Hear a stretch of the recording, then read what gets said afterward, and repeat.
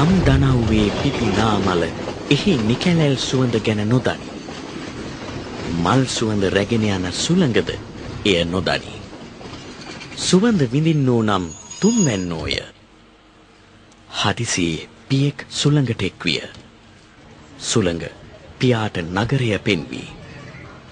පියා ජීවත්ව සිටියදීම පුතුන් ලොව තතු සියසින් දැකගති. කම්පා වූ සිත තෙමීම අස්වසා ගති. පියාණෙනි, නුඹට පෙනෙන ලොවම මමද දකිමි. වෙනස මා අසරණයි.